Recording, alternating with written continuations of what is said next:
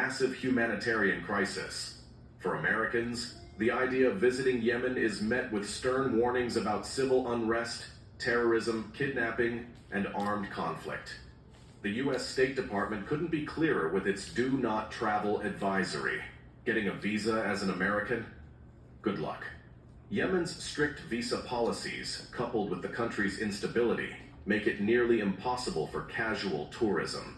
And even if you did manage to get in, the hostility towards Americans due to perceived involvement in the conflict and drone strikes makes it a less than ideal vacation spot.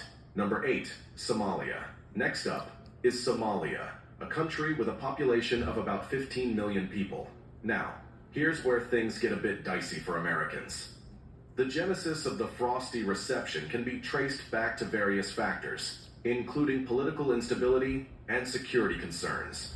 In May 2022, President Joe Biden approved the redeployment of U.S. soldiers to combat the Al-Shabaab insurgents, a move that, while strategic from a defense standpoint, doesn't exactly make American tourists the most popular guests at the party. The visa process is very stringent. Think of it as trying to thread a needle while riding a roller coaster. Possible, but not without its challenges. Hostilities can range from bureaucratic red tape designed to make your stay less than pleasant to outright security risks to your life. It's a tough scene, especially considering the humanitarian crisis unfolding there, with millions displaced and struggling for food. Not exactly the backdrop for a warm welcome. Number 7, Venezuela.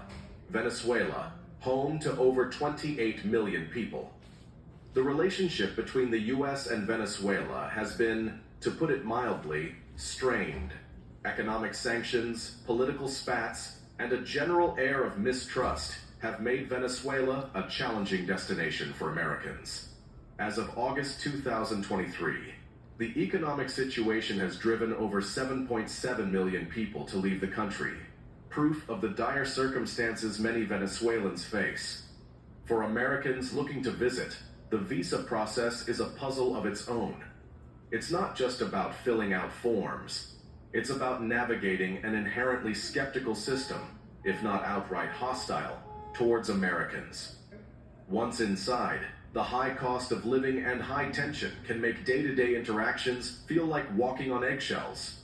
And with approximately 23,000 U.S. citizens living in Venezuela, mostly in the Caracas area, the community is there, but so is the feeling of being unwelcome guests in a house divided by politics and economic hardship.